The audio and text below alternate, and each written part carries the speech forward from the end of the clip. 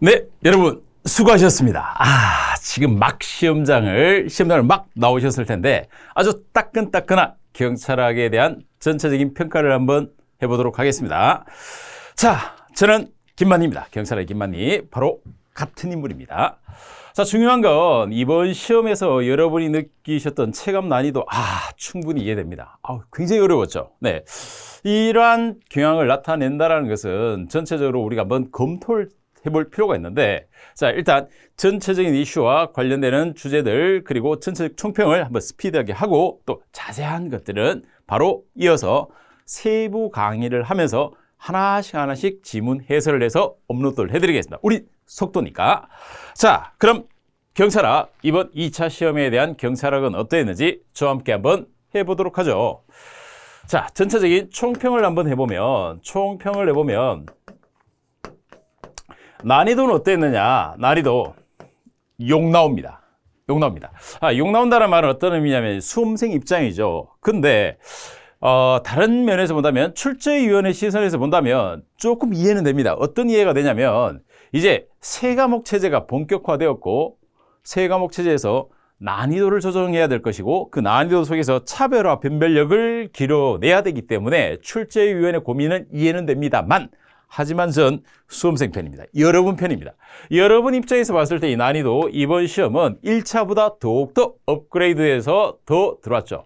자, 난이도를 구성하는 다양한 요소들이 있는데 왜 어려웠냐 이거죠. 왜 어려웠냐라고 했을 때, 첫 번째는 이번 2차 시험은 전형적인 문제보다는 더 세부적으로 파고 들어가는 문제들이 많았습니다. 이 세부적 부분들이 많았다는 거죠.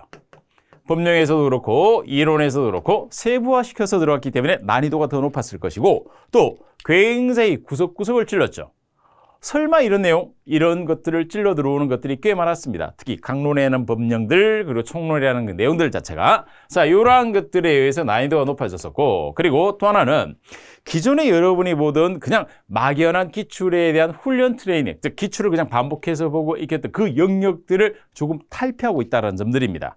자, 그래서 난이도로 높았다는 것은 결국은 커트라인은 하락할 가능성이 크죠. 무엇 때문에? 경찰학 때문에. 네. 그리고 또 출제위원이 딱 보면 약간 정치적, 시사적인 측면에서 봤을 때 좀 예민한 부분이 들어간 것 같아요. 이건 우리가 경찰간부, 최근에 쳤던 7월 30일 쳤던 경찰간부 출제위원과 성향을 조금 같은 궤도를 갖고 있고, 1차 시험과는 분명히 영역별 차별화해서 좀 더 업그레이드되어서 훨씬 더 난이도를 깊게 하고 있다는 점입니다. 자, 그러면 또 하나 볼 수 있는 것은 분포는 어떠했을까? 문제에 대한 분포라는 측면을 한번 살펴볼 필요가 있는데, 우리가 경찰학이라는 개념을 한번 전체적으로 나눠봤을 때 크게 비중을 차지하는 것이, 자, 경찰 일반 이론이라는 부분들이 있을 것이고, 그리고 경찰 행정이라는 부분들이 있습니다. 행정이라는 부분이 있고, 또 경찰행정법입니다. 법.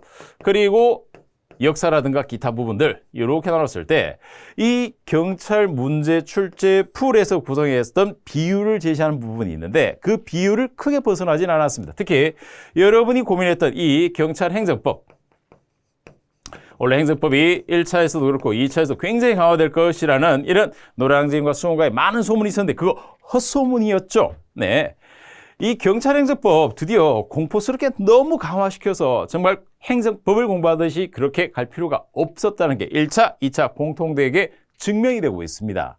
이 경찰행정법 문항수로 봤을 때 한 4문항 정도가 출제되고 있는데, 그 4문항 중에서 전형적인, 예를 들어 처분성을 묻는 문제라든가 이러한 것들에 대해서, 그리고 국가배상법, 그리고 심판, 행정심판에 대한 기본적 개념, 자, 이런 것들은 제가 카페 팩트 경찰학에서도 그렇고 기본 사항에 대한 확실한 이해를 해두라라고 했었는데, 그 범위를 안 벗어나죠. 네.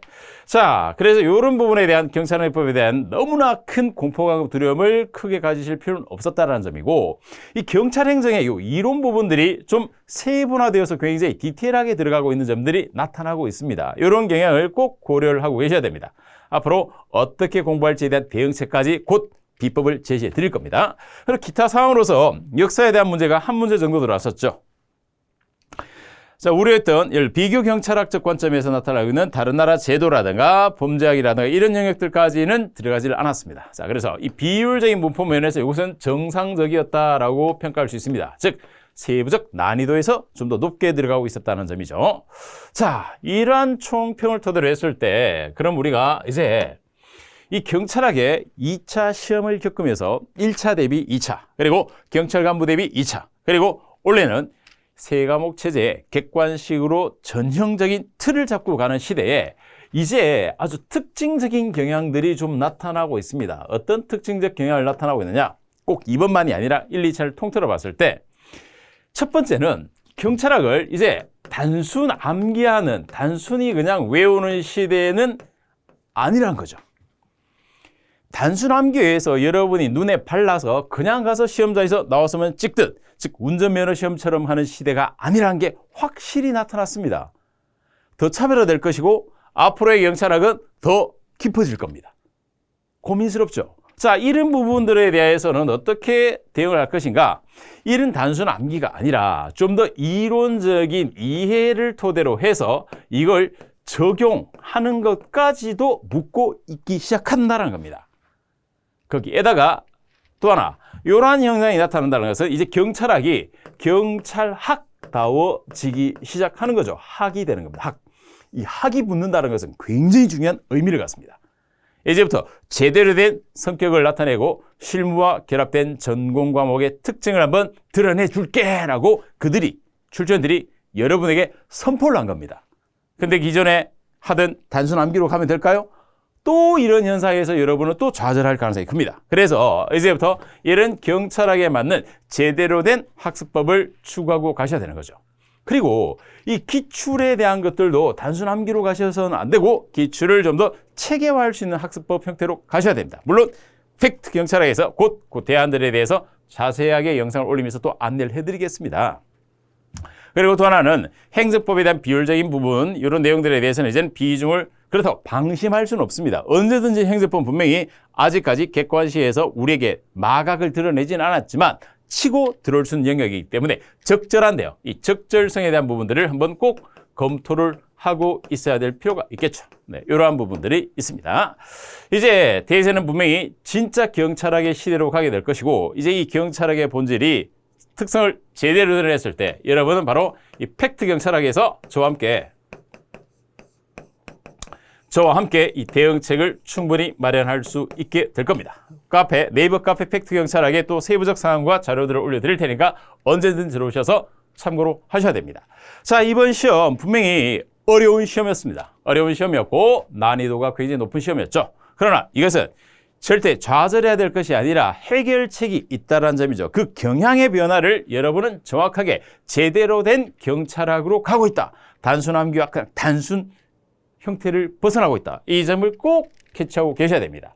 자, 문제적 특징에서 강론에서 세부적인 부분에 물었던 부분들, 그리고 심판에 대한 부분들이라든가 직무집행법과 관련된 사항들이라든가 이런 일반론적 부분들의 문제들은 들어왔었죠.